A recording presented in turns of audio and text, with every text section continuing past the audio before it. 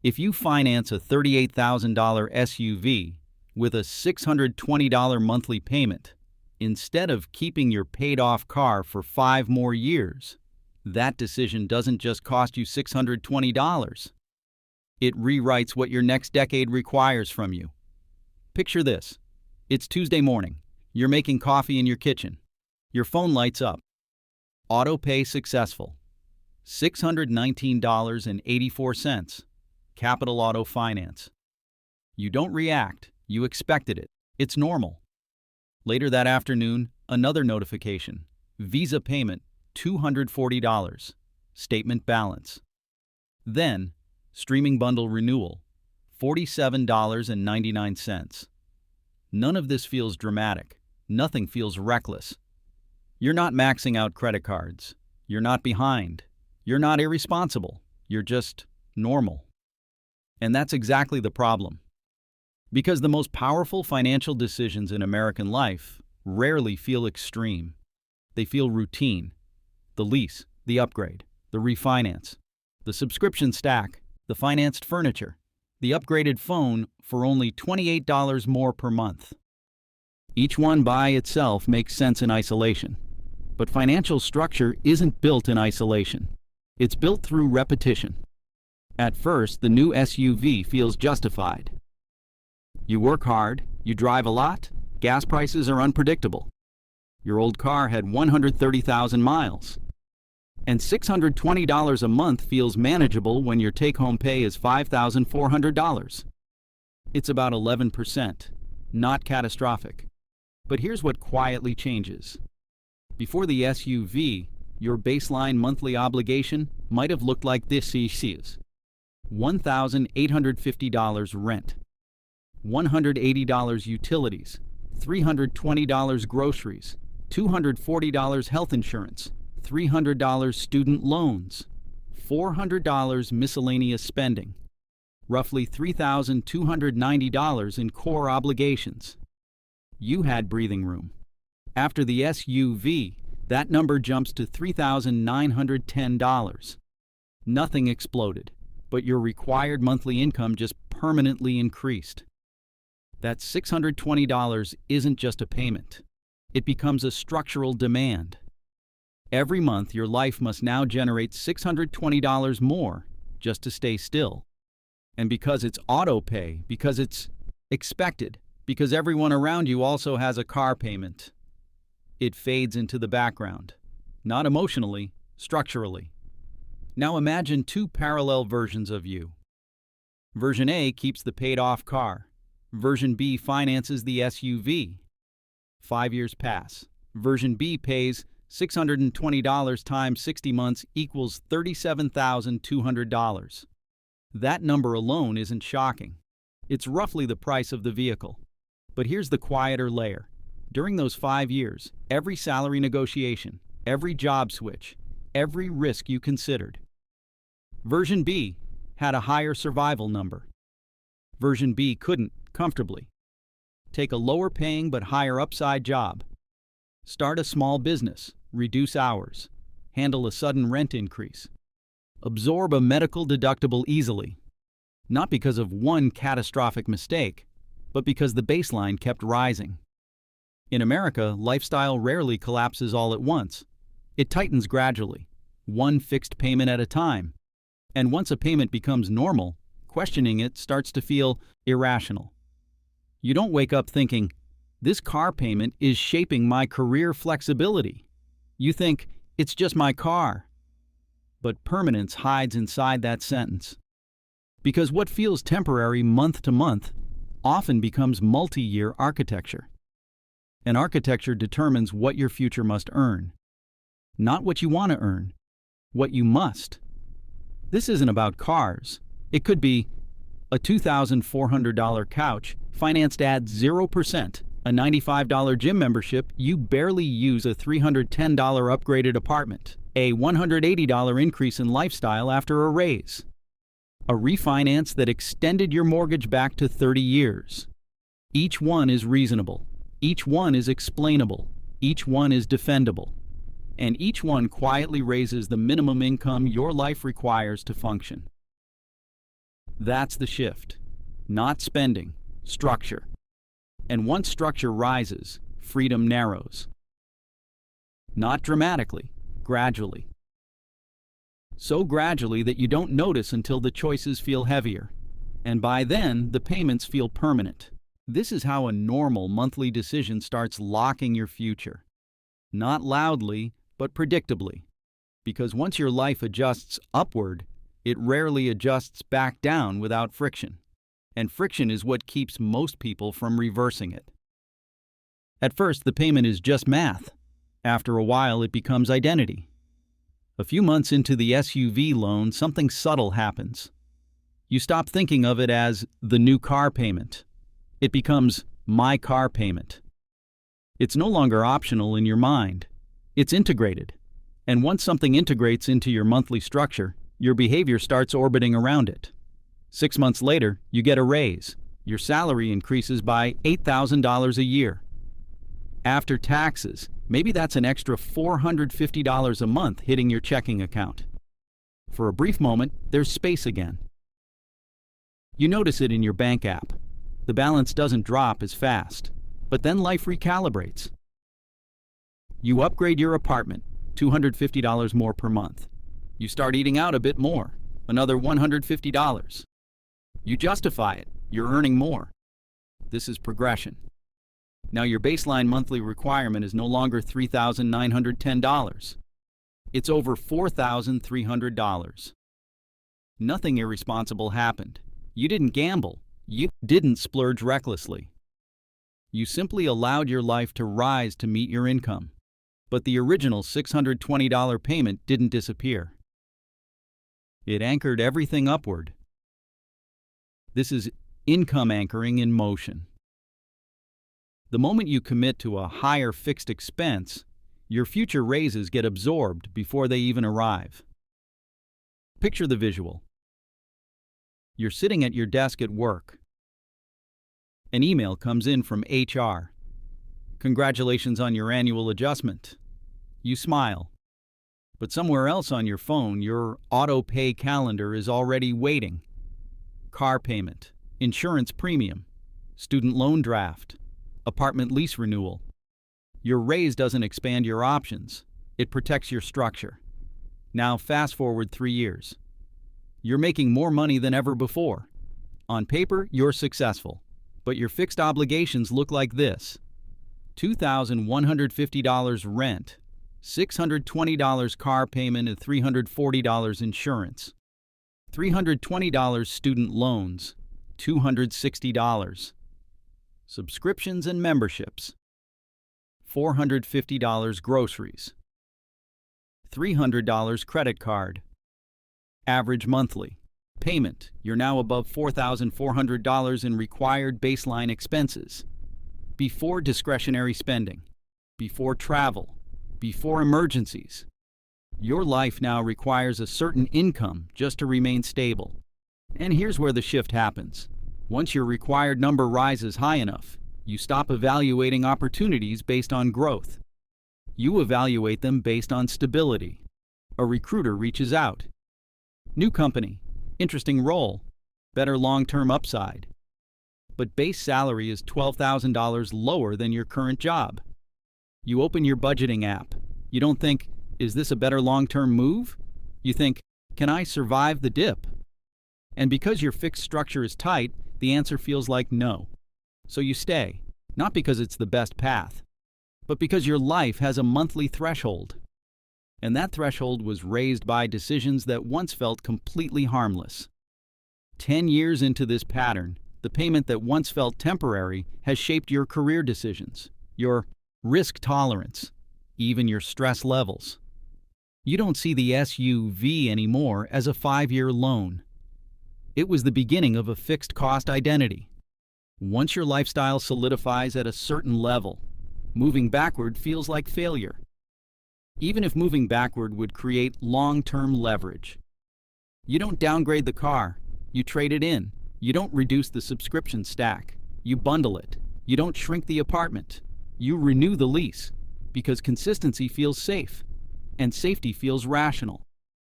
But what feels rational month to month can become restrictive decade to decade. This is how normal turns structural, not through crisis, through continuity. And continuity is powerful, because once something has existed long enough, removing it feels disruptive, even if keeping it is limiting. That's the psychological trap. The payment isn't just money anymore. It's stability. It's identity. It's proof that you're doing well. And once it becomes proof, defending it feels necessary, even if it's narrowing your future. Here's where it gets interesting. The payment doesn't survive because you can afford it. It survives because you've learned how to defend it. Picture a Friday night. You're out to dinner with coworkers. Someone just leased a new truck. Another refinanced into a bigger place in the suburbs. Someone else upgraded to the newest iPhone for like $30 more a month. No one talks about total cost. Everyone talks about monthly. Because monthly feels manageable. Monthly feels civilized. Monthly feels normal. And when something is normal, questioning it starts to feel extreme. This is social proof in action. If everyone around you has a car payment, a mortgage near the top of their approval range, student loans stretching into their 40s, subscription stacks they barely track, then your structure doesn't look inflated, it looks standard. And humans calibrate to standard. Not optimal. Standard. Now picture a different moment. It's Sunday afternoon. You're reviewing your bank app. You scroll through transactions. $619.84 auto finance. $240 credit card. $47.99. Streaming. $95 gym. $18.99 cloud storage. $14.99 music. $300 student loan. You hesitate for a second. There's a flicker of discomfort, but then your brain moves in to protect you. You think, well, I need the car. The gym is for my health. Streaming replaces cable. Everyone has student loans. Each expense has a rational explanation, and individually, every explanation makes sense. The brain prefers consistency over contradiction. Admitting that a normal payment is restrictive would create tension, so instead you normalize it further. This is cognitive dissonance reduction. Once you commit to a fixed monthly obligation, your mind shifts from evaluation to justification. You stop asking, "Is this still serving me?" and start thinking, "This is just part of my life." That shift is subtle, but powerful. Because once a payment becomes part of your identity, removing it feels like losing progress. Downgrading feels like regression, even if it would expand flexibility. Now imagine something else. Your company announces restructuring. Nothing dramatic, just rumors of possible layoffs. You feel a slight tightening in your chest, not because you're unskilled, not because you're unqualified, but because you know your monthly baseline is high. Your car payment doesn't disappear if your paycheck does. Your rent doesn't pause because your job changes. Your student loans don't care about your career pivot. The higher your fixed structure, the lower your tolerance for uncertainty. And the lower your tolerance for uncertainty, the more conservative your decisions become. Fast forward to your early 40s. You're earning more than you did in your 30s, but your structure is layered now. Maybe the car payment rolled into another one. Maybe the apartment turned into a mortgage at the top of your approval range. Maybe the credit card balance is never catastrophic, but never zero either. You don't feel reckless. You feel responsible. You pay everything on time. You maintain good credit. But good credit doesn't equal flexibility. It equals reliability inside a system that expects continuity. This is the quiet lock-in. Not debt spirals, not financial collapse, but a gradual narrowing of maneuverability. And the most fascinating part? If someone suggested cutting the car payment, downsizing, reducing subscriptions, you might resist. Not because it's impossible, but because your life has adapted around that level. Your social circle reflects it. Your commute reflects it. Your routines reflect it. Your ego reflects it.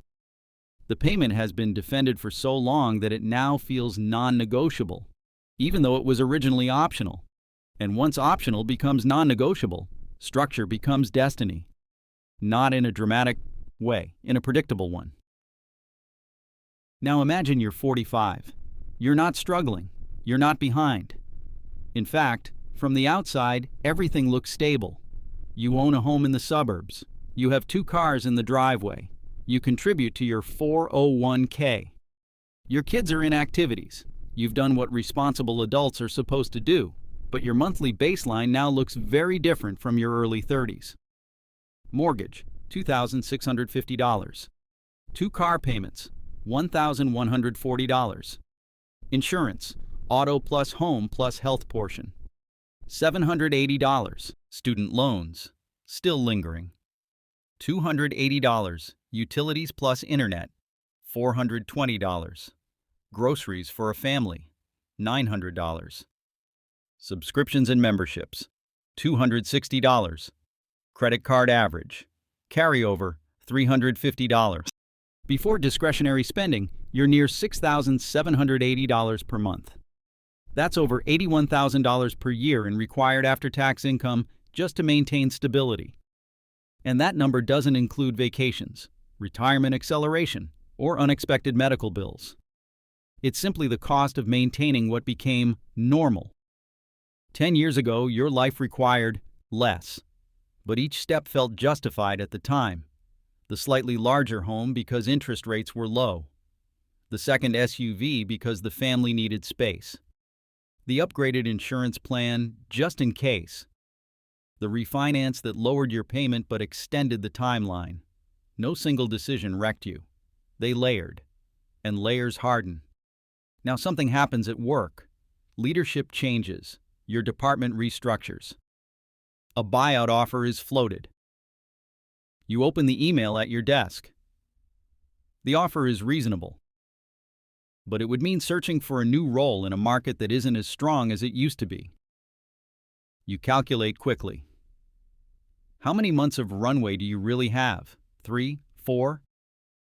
Maybe 5 if you cut aggressively?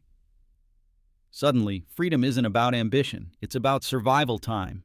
And survival time is directly connected to fixed structure. This is where the long-term consequence shows up, not in the payment itself, in the reduced maneuvering space around it. When your required number is high, volatility becomes dangerous. And modern American careers are volatile. Industries shift, companies consolidate, remote policies change. AI replaces functions. If your baseline were $3,200 a month, you could experiment. If it's nearly $7,000, experimentation feels reckless. So you protect stability. You stay longer than you planned. You tolerate more than you should. You negotiate less aggressively because you can't afford to lose the offer. Your structure begins shaping your professional posture. Now let's do the quiet math. If, 10 years earlier, you had avoided just one $600 to $700 recurring obligation and redirected that money into flexibility, even simple cash reserves, that's $650 times 120 months equals $78,000, without assuming aggressive investment returns, just structural preservation. That $78,000 isn't about wealth, it's about time. It could represent 12 to 18 months of runway. The ability to switch industries. Business experiment, a sabbatical negotiation. Leverage. Instead, it funded continuity. Continuity feels safe, until it restricts movement. Here's the paradox. The payment that once symbolized progress is now protecting you from change. And change is where leverage lives. You don't feel trapped, you feel committed. But commitment without flexibility is rigidity.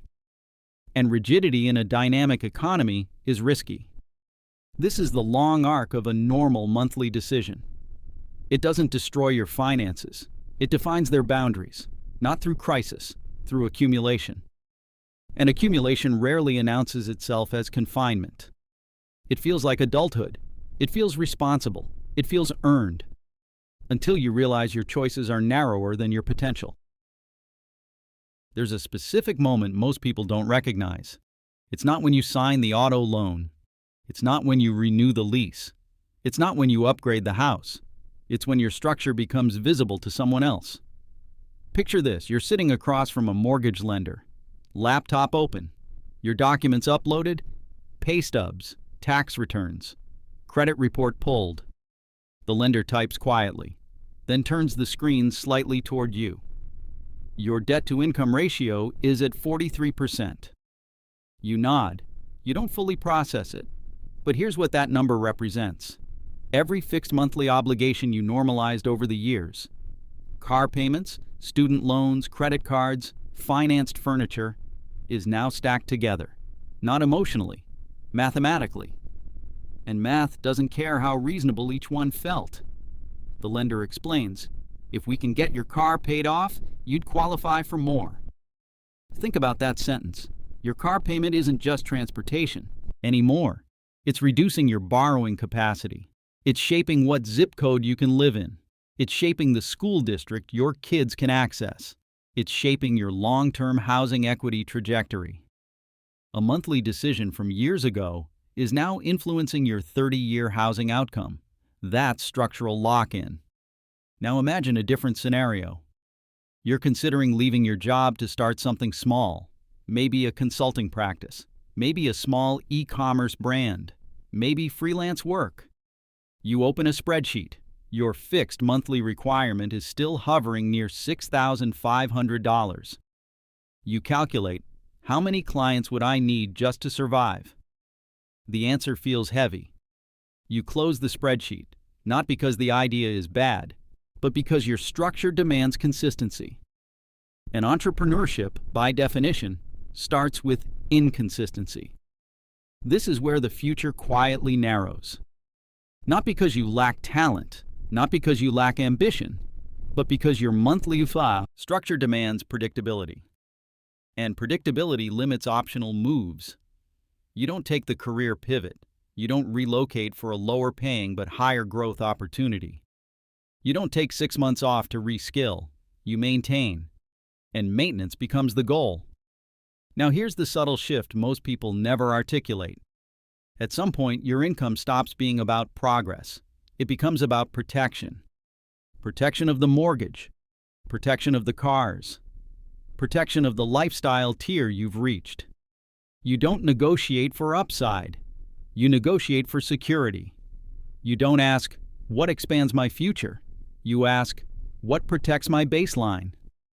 And that baseline was built by a series of completely normal monthly decisions. Let's ground this again in simple math. Imagine two households earning the same $130,000 per year. Household A has $4,000 in fixed monthly obligations. Household B has $6,800. Same income, different structure. If both face job loss, who has time? Who can wait for the right offer? Who can relocate? Who can pivot? Structure determines resilience more than income does. And resilience determines long-term positioning. This is the lock-in moment, when you realize the payment wasn't about affordability. It was about trajectory. Because once your life requires a certain number every single month, you don't just need income. You need stability. And stability is expensive, not in dollars, in flexibility. By now, this doesn't sound dramatic. There was no bankruptcy, no foreclosure, no financial collapse.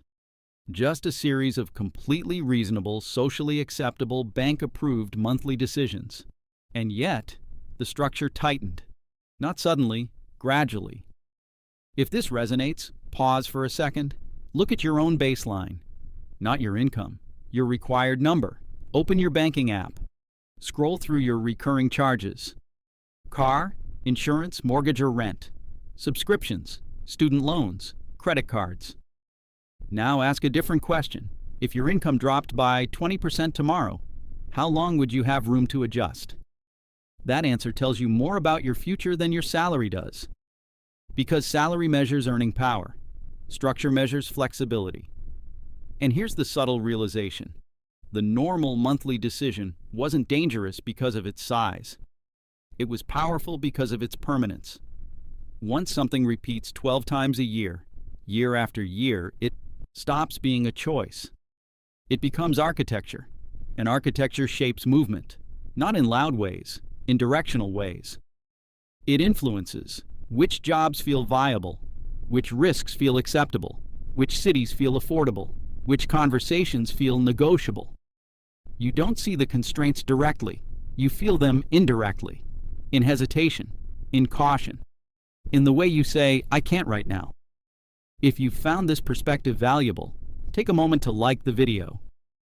And if this kind of structural breakdown of everyday financial decisions is useful to you, subscribe so you don't miss the next one. Now here's the part most people overlook. The goal isn't to eliminate every payment. It's to recognize which ones are turning into identity, which ones are raising your survival threshold, which ones are silently demanding your future income before you've earned it. Because once you see that clearly, something shifts. You stop evaluating decisions based only on whether you can afford them today. You start evaluating them based on what they will require from you 5 years from now. That shift is subtle, but it's structural.